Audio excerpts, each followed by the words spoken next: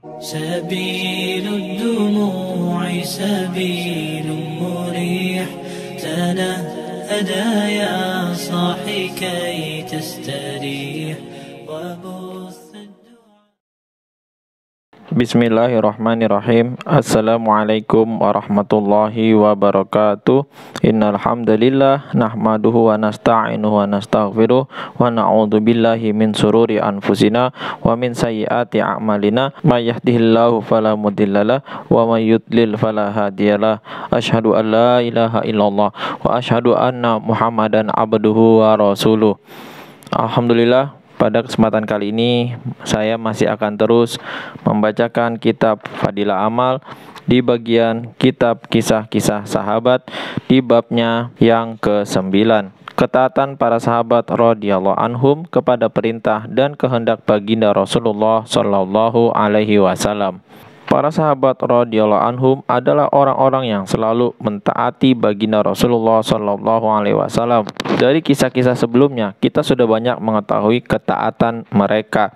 Dalam bab ini, saya akan menceritakan secara khusus beberapa kisah mereka, supaya kita bisa membandingkan keadaan kita dengan keadaan mereka, sampai di manakah tingkat ketaatan kita kepada Allah Subhanahu wa Ta'ala dan Rasul-Nya. Kita selalu berharap keberkahan, kemajuan, dan hasil seperti yang didapatkan oleh para sahabat radhiyallahu anhum. Bila kita benar-benar ingin mendapatkan hal itu, hendaknya kita melakukan amalan seperti yang dicontohkan oleh mereka. Kisah yang pertama, kisah Sayyidina Abdullah bin Amr bin As radhiyallahu anhuma membakar selimutnya. Sayyidina Abdullah bin Amr bin As radhiyallahu anhuma bercerita, suatu hari dalam suatu perjalanan bersama baginda Rasulullah sallallahu alaihi wasallam, aku duduk di majelisnya. Saat itu aku memakai kain selimut yang dicelup dengan usfur atau celupan berwarna merah. Ketika baginda Rasulullah sallallahu alaihi wasallam melihat kain itu, beliau berkata, "Apa yang kamu pakai?" Aku merasa dengan pertanyaan itu beliau tidak menyukai kain tersebut. Akhirnya ketika aku pulang, aku melihat keluargaku sedang menyalakan api di dapur. Maka kain itu aku campakkan ke dalam api itu.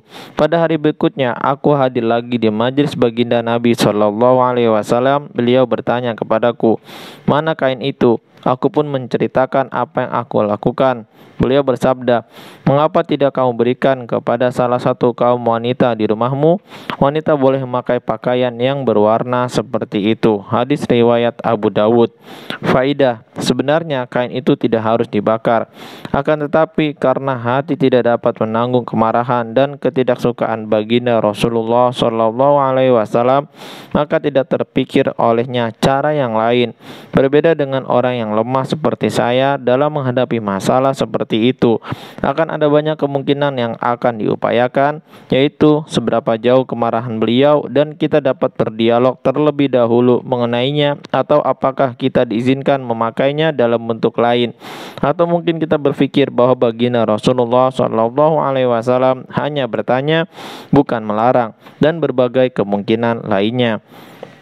Alhamdulillah, baru saja kita mendengarkan kisah Sayyidina Abdullah bin Amr bin As radhiyallahu anhuma membakar selimutnya karena rasa khawatirnya beliau kepada kekasihnya Rasulullah sallallahu alaihi wasallam yang sangat dia cintai, sehingga khawatir bahwa baginda Rasulullah sallallahu alaihi wasallam tidak menyukai apa yang Abdullah bin Amr bin As radhiyallahu anhum pakai, sehingga dia langsung membakarnya dengan harapan kekasihnya akan senang dengan apa yang dia lakukan. Mudah-mudahan kita bisa mengambil hikmah, amal, dan sampaikan kepada saudara-saudara kita yang lain.